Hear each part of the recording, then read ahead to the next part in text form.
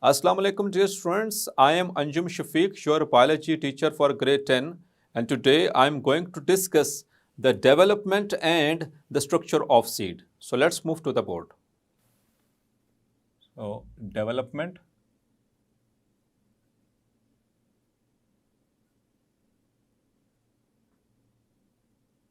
and structure of seed.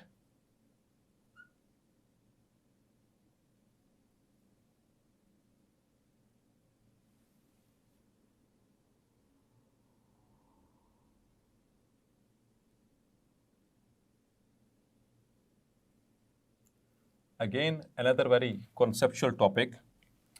तो dear student, इसमें हम पहले तो ये देखेंगे कि सीड डेवलप कैसे होता है और फिर उसका जब डेवलप हो जाता है तो उसका स्ट्रक्चर क्या होगा, उसमें क्या क्या चीज़ें शामिल होंगी. सो डियर स्टूडेंट्स, जैसा कि हमने पढ़ा कि after fertilisation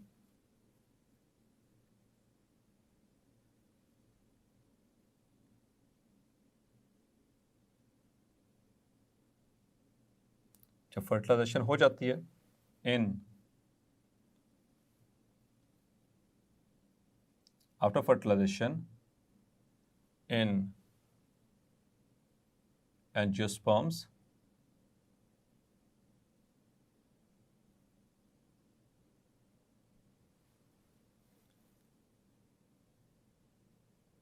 there is the formation of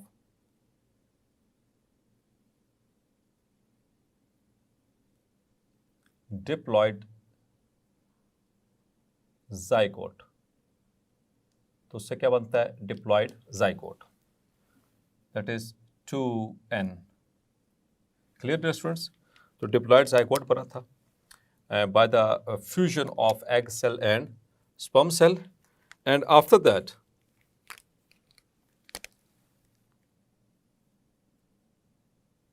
then the diploid zygote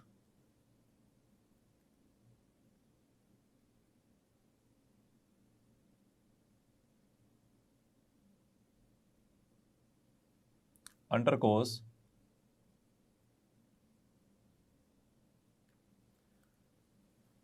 repeated mitotic divisions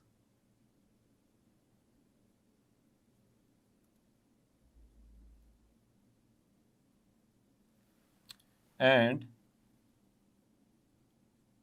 is converted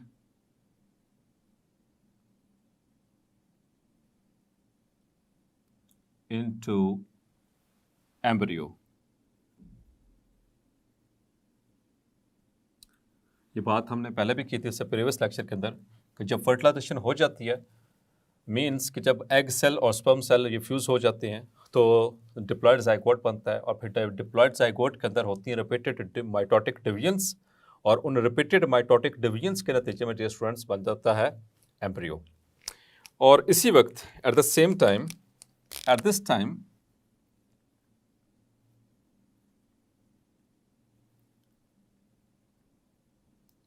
in spermatophytes, so students, what are spermatophytes? हम पहले डिस्कस कर चुके हैं, आपको आना चाहिए, होपफुली आपको आइडिया होगा. तो spermatophytes are called the seed producing plants. क्योंकि हम बात ही सिर्फ सीड की कर रहे हैं तो सीड प्रोड्यूसिंग प्लांट्स को कहते हैं स्पर्मेटोफाइट्स. और इसमें सिर्फ दो ही क्लासेस हैं. Number 1 are the gymnosperms,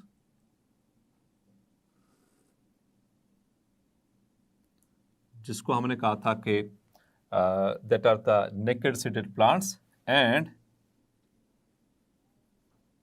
angiosperms.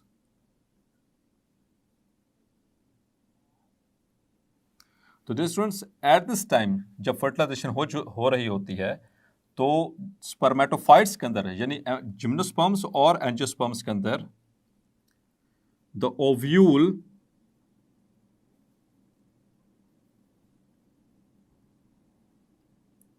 is transformed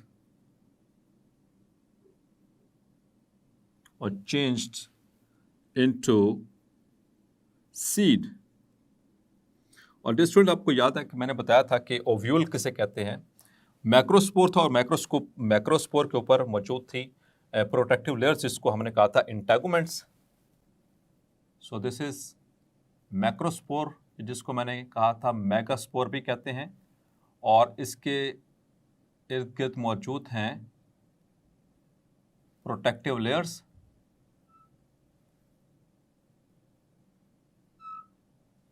और इन प्रोटेक्टिव लेयर्स को कहते हैं इंटैगुमेंट्स। These are इंटैगुमेंट्स। और उसके अंदर ये मौजूद है मैक्रोस्पोरेंजियम, और इसके अंदर मौजूद है मैक्रोस्पोर। जब वो जर्मिनेट करेगा तो उसके अंदर एम्ब्रियो सैक बनेगा।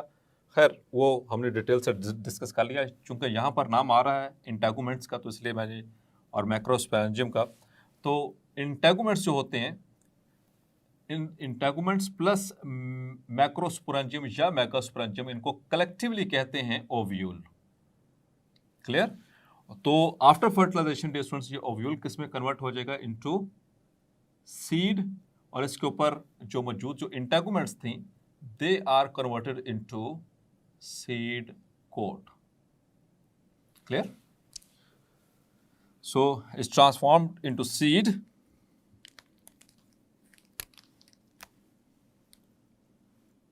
At this time, in the spermatophytes, the ovule is transformed into seed, and integuments are changed into or transformed into seed coat.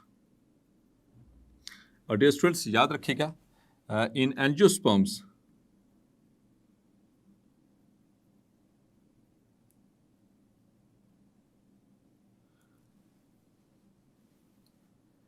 there are 3 parts of a seed. तो यहां तक तो हमने बात की डेवलपमेंट के वाले से, किस तरह से वो डेवलप हुआ सीड। अब हम बात करने लगे हैं पार्ट्स ऑफ सीड की। तो इसके 3 पार्ट्स होते हैं एंजियोस्पर्म्स के अंदर, सीड के, डियर स्टूडेंट्स। और वो कौन कौन से पार्ट्स होते हैं? Let have a look. Number 1 is the seed coat. सबसे ऊपर क्या मौजूद है? Seed coat. और सीड कोट किससे बनेगा? From integuments, which are the protective layers around the macrosporangium. Number 2, अब इसके अंदर मौजूद हैं कोटिलेडन्स।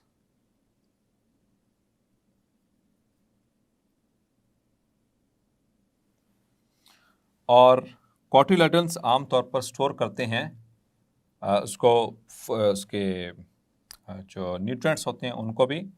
और cotyledons plus the endosperm tissue. और डियर स्टूडेंट्स, एंडोस्पर्म टिश्यू कहाँ से बना? It was formed from the endosperm nucleus. और एंडोस्पर्म न्यूक्लियस कहाँ से बना था dear students?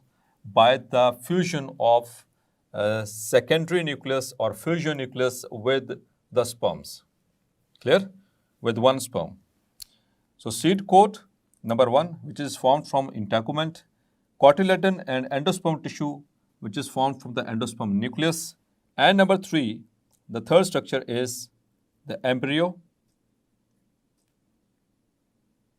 which is formed from the zygote. और डियर स्टूडेंट, जो एम्ब्रियो है, इसके अब 2 पार्ट्स होंगे इंपॉर्टेंट। एक रेडिकल, दूसरा इसमें मौजूद है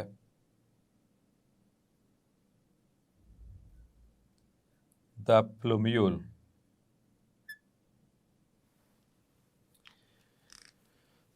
सो अब इसके स्ट्रक्चर को पहले डिस्कस कर लें, सीड के कि सीड का स्ट्रक्चर किस तरह से होगा।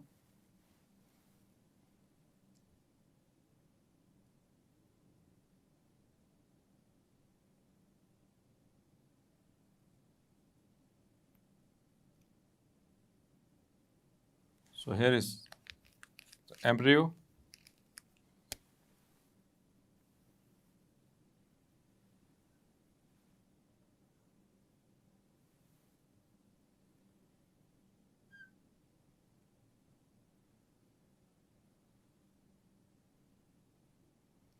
और ये सीड,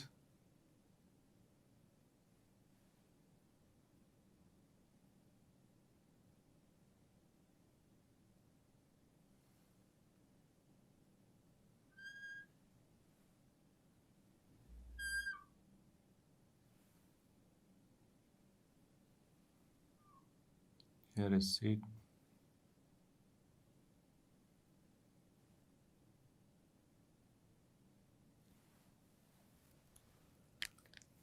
और यहाँ पर इसका मौजूद है बाहर सीड कोट।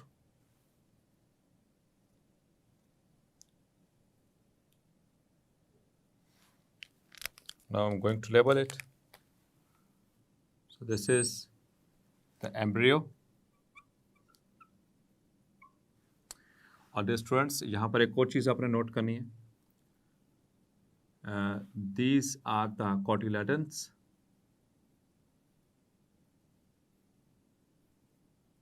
और स्टूडेंट्स ये cotyledons जो होते हैं एंजियोस्पर्म्स के अंदर बनते हैं, और ये cotyledons के बिहाफ के ऊपर दो तरह के एंजियोस्पर्म्स होते हैं, मोनोकॉट एंड डाइकॉट्स। मोनोकॉट, जो मोनोकॉट होते हैं उनके अंदर एक ही cotyledon होता है, और जिनके अंदर दो cotyledons होते हैं जैसे कि यहाँ पर दिखाए गए उनको डाइकॉट्स कहा जाता है, डाइकॉट्स। और यहाँ पर मौजूद है एक स्ट्रक्चर इसका जिसे हम कहते हैं hilum, and here is the micropyle. So what is hilum, यह भी याद रखना डियर स्टूडेंट्स, शॉर्ट क्वेश्चन में आ सकता है। हाइलम और हाइलस में डिफरेंस। हाइलस डियर स्टूडेंट्स आपने कहाँ पढ़ा था, you have learned in the chapter of kidneys. Kidneys के अंदर पढ़ा था आपने, नेफ्रॉन, उसमें किडनीज का उनसा वो कनकेव सा जो पार्ट होता है जहाँ से स्ट्रक्चर्स जो होते हैं वो एंटर हो रहे होते हैं, दैट इज कॉल्ड द हाइलस। यहाँ पर ये हाइलम है, और हाइलम क्या चीज़ है dear students, it is scar.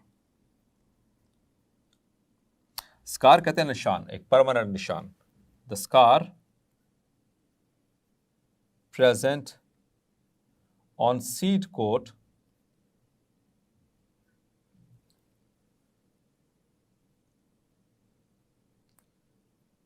at which, ये वो पॉइंट है dear students, the ovule was attached to the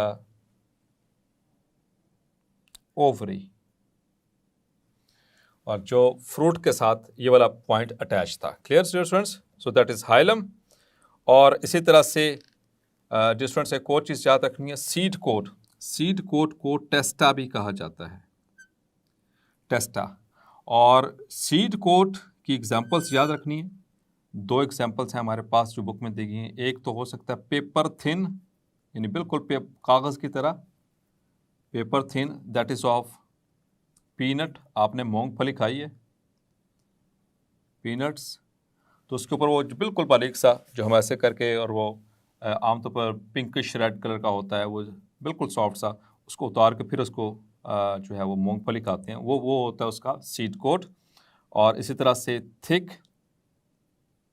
and hard, जैसे कि एग्जांपल है, फॉर एग्जांपल द कोकोनट, नारियल देखा होगा आपने, वो कितना हार्ड होता है, कितना स्ट्रॉन्ग होता है। So that is also the example of seed coat. तो ये एग्जाम्पल MCQ पॉइंट है, उसे आपने याद रखनी है। नाउ डियर स्टूडेंट्स डिस्कस करते हैं इसके कुछ पार्ट्स को मज़ीद।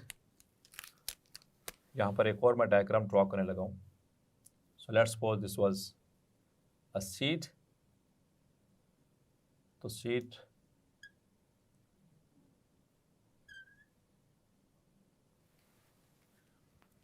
तो इसके पार्ट्स को दोबारा से देखिएगा। ये वो पॉइंट है जिसे हम कहते हैं हाइलम। ये स्कार मार्क है, ये सीड है, ठीक है, ये दैट इज अ सीड। और ये वो छोटा सा आपको सुराख नजर आ रहा है, इसे कहते हैं माइक्रोपाइल। और ये वही पॉइंट है जहां से जो पोलन ट्यूब है वो एंटर हुई थी ओव्यूल के अंदर। और इसके बिल्कुल ऑपोजिट पड़ा हुआ है रेडिकल। क्लियर? अब डियर स्टूडेंट्स, यहां पर देखिएगा, एक और डायग्राम से समझाऊंगा। दो चीजें इंपॉर्टेंट हैं।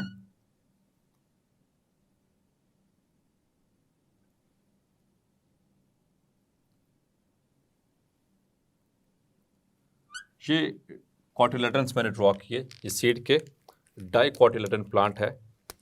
और यहां पर देखिएगा, ये पॉइंट ऑफ अटैचमेंट है इनका। ये बात जरा गौर से सुनिएगा। ये पॉइंट ऑफ अटैचमेंट है कॉटिलेडन्स का।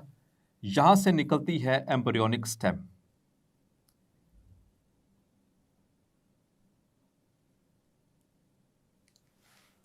तो पॉइंट ऑफ अटैचमेंट के जो नीचे वाला हिस्सा है, ये देखें, ये पॉइंट ऑफ अटैचमेंट है। इसके नीचे जो एम्ब्रियोनिक स्टेम है, ये वाली, इसे कहते हैं हाइपोकोटाइल। ये इंपॉर्टेंट शॉर्ट क्वेश्चन है, इंपॉर्टेंट कॉन्सेप्ट है। इससे अगला जो लॉन्ग क्वेश्चन है, जो अगला टॉपिक है, वो इसी से रिलेटेड है, इसलिए इसको गौर से समझना भी। तो ये एम्ब्रियोनिक स्टेम, ये ऊपर point of attachment of cotyledons, इसके जो नीचे एम्ब्रियोनिक स्टेम होती है उसे कहते हैं एपिकोटाइल, और इसके ऊपर वाली कहलाती है एपिकोटाइल। ऊपर वाली जो एम्ब्रियोनिक, इस पॉइंट ऑफ अटैचमेंट से ऊपर जो एम्ब्रियोनिक स्टेम है वो एपिकोटाइल, और पॉइंट ऑफ अटैचमेंट के जो नीचे एम्ब्रियोनिक स्टेम है वो कहलाएगी हाइपोकोटाइल। और यहाँ पर मौजूद है प्लूम्यूल, और यहाँ पर मौजूद है हाइपोकोटाइल के नीचे, यहाँ पर ये वाला जो रीजन है, this is called as radical. और ये स्टूडेंट्स याद रखिएगा, इस रेडिकल से this radical will convert into roots, the first roots, ये पहली roots बनेंगी, और प्लूम्यूल से निकलेगी the first shoot, इससे shoots निकलेंगी। Plumule will be converted into shoots and radical will be converted into roots, or these are the cotyledons.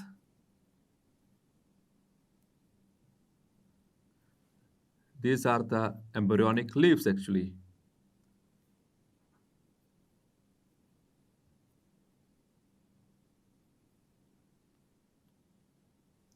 So these are the cotyledons, two cotyledons. So this is a dicot plant.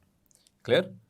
So इसके बाद जब ये seed germinate करता है तो उसमें से ये नीचे रेडिकल से निकलेगी फर्स्ट रूट, और प्लूम्यूल से निकलेगी शूट्स, और ये प्लांट जो है, जो सीड है, ये सीडलिंग में कन्वर्ट होना शुरू हो जाएगा। तो डियर स्टूडेंट्स, हम इनको डिफाइन कर लेते हैं, चूंकि हमारे बुक में इनकी डेफिनेशंस गिवन है। Epicotyl, so what is epicotyle? The embryonic stem, ये बेसिकली एम्ब्रियोनिक स्टेम है, जो कहां पर मौजूद है? Above the point of attachment, above the point of attachment of cotyledons. Clear? तो ये point of attachment of cotyledons, इसके ऊपर वाली जो है एम्ब्रियोनिक स्टेम, ये कहलाएगी एपिकोटाइल। इसी तरह से डियर स्टूडेंट्स, ये शॉर्ट क्वेश्चन के लिए बहुत ही अहम है, हाइपोकोटाइल। और अगले टॉपिक में ये टर्म्स इस्तेमाल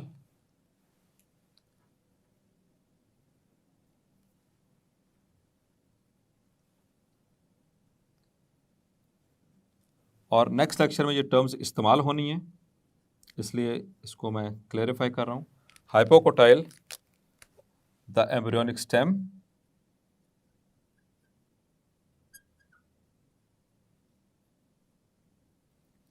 below the point of attachment of cotyledons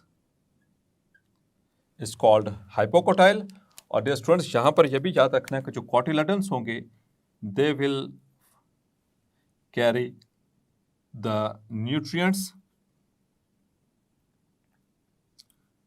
for embryo. Embryo को जिंदा रखने के लिए तमाम न्यूट्रिएंट्स इसके पास मौजूद होंगे, और जब सीड जर्मिनेट कर रहा होगा, मतलब कि सीडलिंग बन रहा होगा, तो तब भी ये थोड़ा बहुत उसमें हेल्प कर रहे होंगे। So dear students, remember the differences regarding the short question point of view, the difference between epicotyle and hypocotyle, the difference between radicle and plumule, the difference between the hilum and the micropyle. So hopefully आज का lecture आपको clarify हो गया होगा। मिलते हैं next lecture में और डिस्कस करेंगे सीड जर्मिनेशन को। तब तक अपना ख्याल रखिएगा। अल्लाह हाफिज़।